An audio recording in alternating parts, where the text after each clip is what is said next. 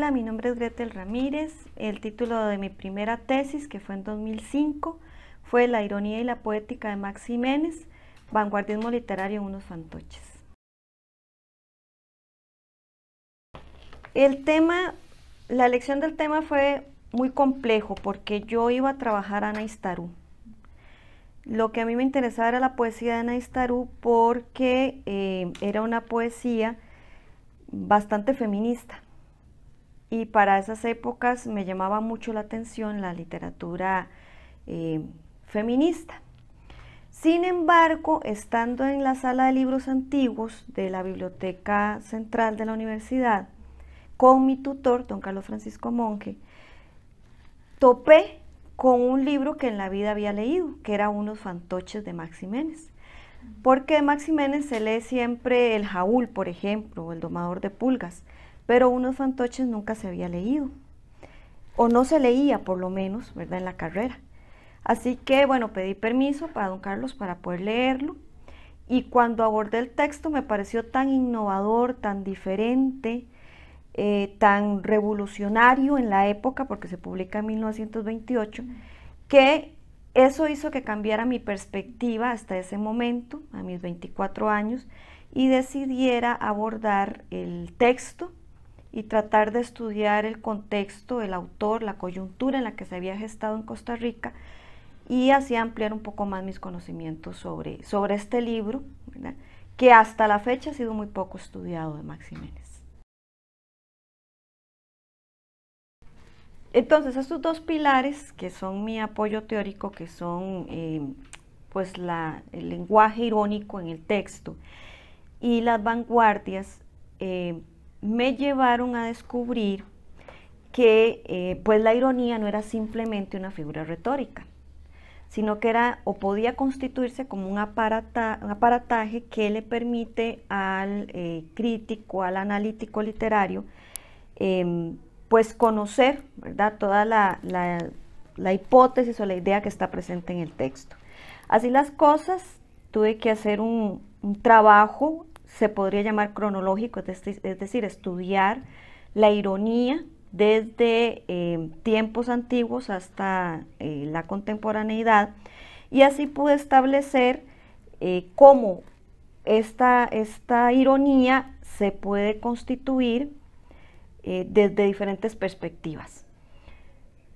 Esto me ayudó a ir analizando cada aspecto del texto y construyendo o teniendo una idea, ¿verdad?, básica de por qué estaba presente la ironía en el texto, que me parecía muy importante. Aunado a esto, me llamó mucho la atención que los estudios sobre vanguardias en Costa Rica eran muy escasos en ese momento. Así las cosas, decidí pues conocer un poco más el panorama de las vanguardias hispanoamericanas, primero que todo, y posteriormente las costarricenses. Esto me ayudó a ubicar el texto en una coyuntura específica, que bueno, como todos lo sabemos, en Costa Rica las vanguardias no fueron un movimiento estético fuerte, sino que algunos escritores decidieron utilizar algunos mecanismos propios de las vanguardias, pero mezclarlos, por ejemplo, con otros movimientos estéticos, como el modernismo, como el realismo, como el naturalismo.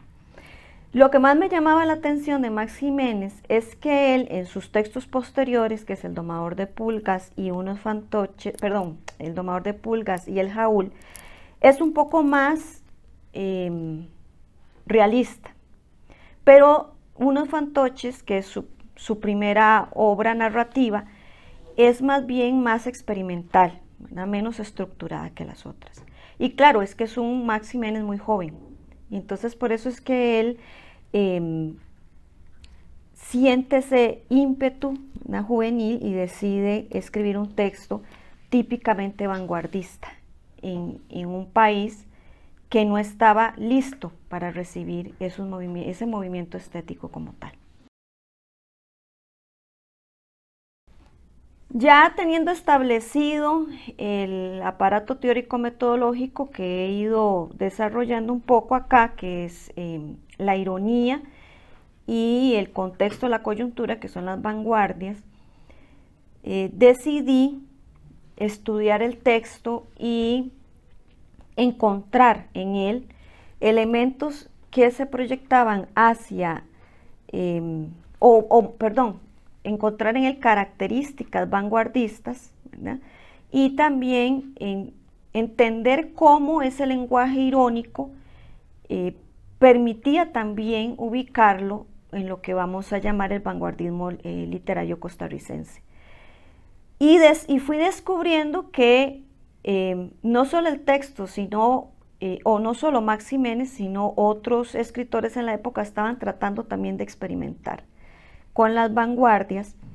Y Max Jiménez había tomado una decisión bastante radical para su época, y era construir una obra cargada de ironía, pero también una obra, como lo he dicho anteriormente, experimental. Entonces es una obra, es que realmente cuando se aborda los fantoches no hay forma de ubicarla en un género, no se puede, ¿verdad?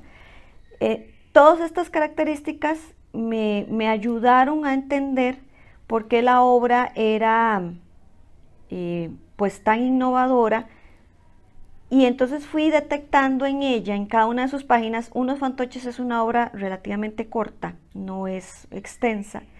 Fui encontrando en cada una de sus páginas elementos que me remitían a esta ironía, a este lenguaje irónico, a esta construcción irónica que él hace de la sociedad costarricense, porque los personajes no tienen nombre, es solamente el amante, la esposa, el esposo y la esposa del amante. Esos son los únicos nombres que tienen. Cómo estos personajes, cada vez que se expresan, cada vez que se mueven dentro del texto, lo hacen con ironía, claro, porque es una burla directa hacia la sociedad costarricense, hacia pues ciertos parámetros, ¿verdad?, sociales y morales que tenía la sociedad costarricense en su época. Y incluso hay un personaje que es el público, que siempre está opinando, y sus opiniones siempre son voraces, ¿verdad? Y así también, como lo explicaba anteriormente, ir pues consolidando esta idea del vanguardismo, o cómo esta obra se constituye en un pilar y en un ejemplo de las vanguardias en Costa Rica. Los resultados más relevantes de mi tesis de hace 20 años.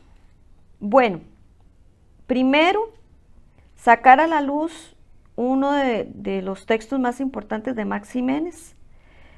Como lo he dicho, es su primera obra narrativa. Él ya había escrito poesía, pero es su primera obra narrativa. Un texto que había sido olvidado por la crítica costarricense hasta cierto punto, seguramente por también su construcción diferente, ¿verdad?, por ser un híbrido, ¿verdad?, en cuanto a género literario, y que se había dejado de lado. Me parece que traer a la luz, ¿verdad?, presentar ante la sociedad costarricense, experta en literatura, un texto que se había escrito hace muchísimo tiempo, pero que se había dejado de lado, es algo muy importante. Eso es un aporte muy importante. Siempre se ha dicho que las tesis tienen que ser originales. A mí me parece que la originalidad radica más en lo que se aporte sobre un texto, lo que se aporte sobre una época o sobre un intelectual. No necesariamente encontrarle algo nuevo a un texto. El simple hecho de regresarlo a la memoria costarricense ya es un avance. Entonces esto es muy importante. Un segundo aporte que también me parece muy importante es mostrar cómo Costa Rica sí tuvo representantes dentro de las vanguardias, y cómo muchos de ellos, por ejemplo Max Jiménez, se empeñaron en que en Costa Rica se conocieran estos movimientos estéticos, traídos, importados de Europa, y que él trató, ¿verdad?, en su obra pictórica y en su obra narrativa, de traerlo, de mostrarlo a los costarricenses. Lamentablemente, y como también lo descubrí en la investigación, pues no fue un punto fuerte para Max Jiménez. E incluso tal vez por eso Unos Fantoches quedó, ¿verdad?, relegado, pero él siempre trató de innovar. Cuando él viaja a Europa, él descubre las vanguardias, le llaman mucho la atención como los intelectuales de la época, y trata de pues venir a Costa Rica a mostrárselo a sus iguales, ¿verdad?, que bueno, estaban empeñados en escribir o textos literarios acordes a otros movimientos estéticos. Entonces, el decir que está presente el vanguardismo en Costa Rica, que está en una época paralela al resto de países de América Latina, que tenemos escritores o tuvimos escritores muy importantes que representaban a las vanguardias, me parece un pilar. ¿Por qué? Porque cuando yo hice la tesis y yo estudié sobre las vanguardias en Costa Rica, lo que encontraba era que eran textos esporádicos, que eran textos muy posteriores, etcétera. Y yo logré demostrar que pues Costa Rica estaba a la vanguardia, ¿verdad?, en ese aspecto. O sea, es decir, Costa Rica no estaba atrasado, más bien Costa Rica estaba viviendo las vanguardias de una forma paralela al resto de América Latina. Bueno, como lo dije, mi tutor fue don Carlos Francisco Monge. Él fue el tutor de mi tesis de licenciatura y también mi tutor en la maestría en literatura hispanoamericana.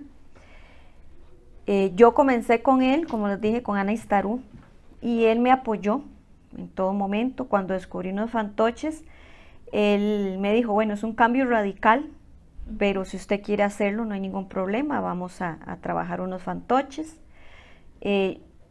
Con don Carlos yo descubrí algo, porque uno en licenciatura tan joven siempre piensa que el tutor lo va a guiar como a un niño cuando se le lleva de la mano. Pero realmente lo que hace el tutor, sí, pues hay una guía, pero lo que el tutor trata es que uno aprenda solo a investigar, que eso es lo básico. Quien ha hecho una tesis sabe que no se es la misma persona antes de hacerla y después de defenderla.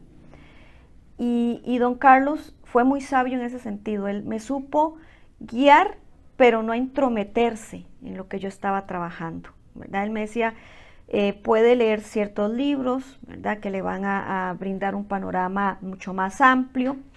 Puede realizar ciertos ejercicios con el texto que le van a ayudar también a comprenderlo mucho mejor, pero nunca me dio una solución o una respuesta, sino que él siempre me decía, el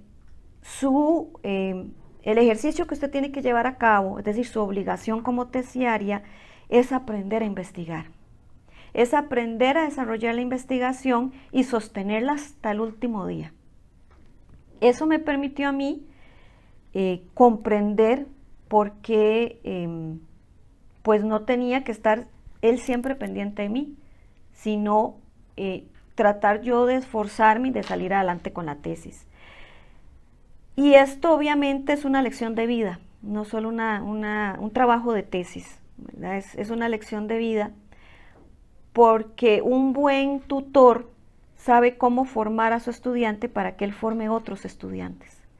Y eso fue lo que él trató de inculcarme y de llevarlo conmigo hasta el último paso, ¿verdad?, que es la defensa. Siempre le voy a agradecer a don Carlos por este camino en el que él me acompañó y que me enseñó un poco, ¿verdad?, cómo ir desarrollando pues los trabajos de investigación. Es importante también mencionar que en el momento en que yo hice la tesis de literatura, estaba haciendo una tesis en educación. Entonces yo llevaba 2 tesis en paralelo de licenciatura. esto es un trabajo muy arduo y aún así, digamos, don Carlos me decía, usted puede con todo, no se preocupe, usted va a poder con todo, concéntrese en lo que está trabajando cada día y va a salir adelante con todo con los dos trabajos de investigación. Y así fue, así logré desarrollarlos al mismo tiempo. Bueno, cuando yo termino la tesis de licenciatura, que como se puede ver es bastante amplia, ya, bueno, decidimos presentarla a los lectores. Las lectoras en ese momento eran doña Flora Ovares y doña Marielos Castro. Ellas pues formaban el comité asesor. La leyeron. Doña Flora Ovares me llamó por aparte, me hizo algunas preguntas, se las contesté, quedó muy contenta. Y bueno, se decidió ya pedir fecha de defensa. La defensa fue en la biblioteca, en la sala de exrectores, en la biblioteca central de la universidad.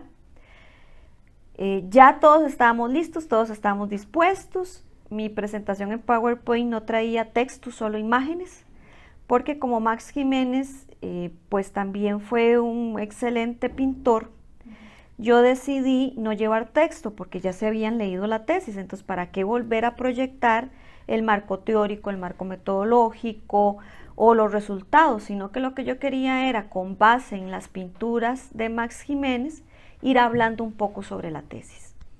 Estábamos todos listos, solo doña Flora Ovares no había llegado. Entré un poco en pánico porque no sabía si iba a poder defender o no ese día. Sin embargo, don Jorge Alfaro, que era el representante de la escuela en ese momento, me indicó que comenzara la defensa, que no había problema. Doña Flora llegó una hora más tarde porque pensó que la tesis era a las 2 de la tarde y no a la 1.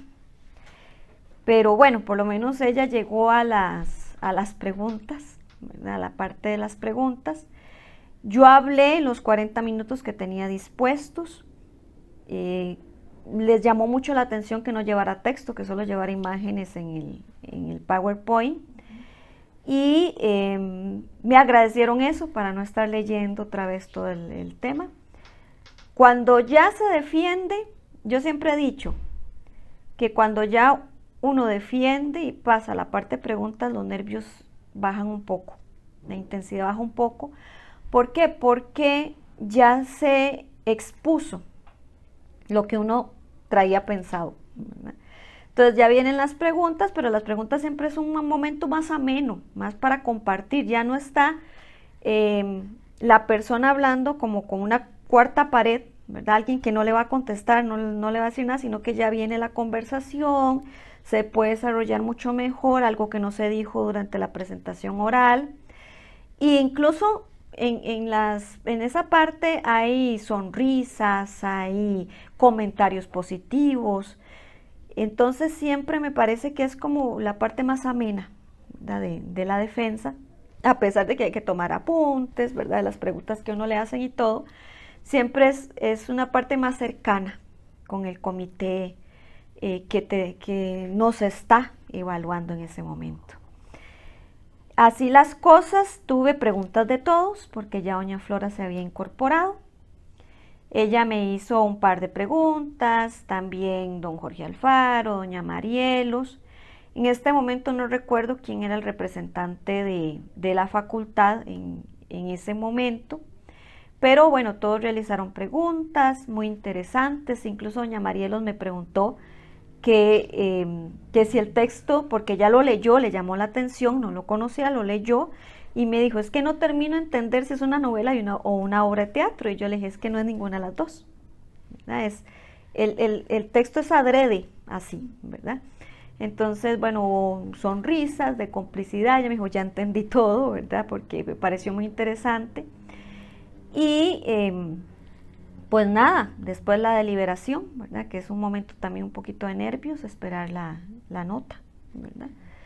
Y después escuchar bueno, pues que había sido aprobada con un 10 y una mención de honor. Es satisfactorio por todo el trabajo que había realizado para poder desarrollarla. Cuando se es estudiante de licenciatura, específicamente en nuestra licenciatura, que es literatura y lingüística con énfasis en español, se descubre que existe alguna o varias debilidades en la estructura curricular. ¿Por qué? Porque toda la licenciatura se enfoca a que elaboremos la tesis, pero solo tenemos un curso de investigación.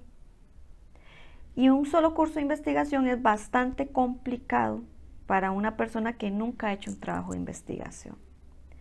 Ahora, ¿cómo subsanamos esto como estudiantes? Lo subsanamos con investigación. Es decir, no quedarnos solo con lo que trabajamos en ese curso con X profesor o profesora, sino seguir buscando, seguir indagando. Si nuestra primera tesis nos permite desarrollar herramientas propias de investigación, ya logró mucho con nosotros, porque eso es lo que tenemos que aprender a hacer, a buscar, a ser curiosos, a conocer. Cuando yo hice la tesis de licenciatura, específicamente en literatura, lo que nos decían era que había que analizar un libro.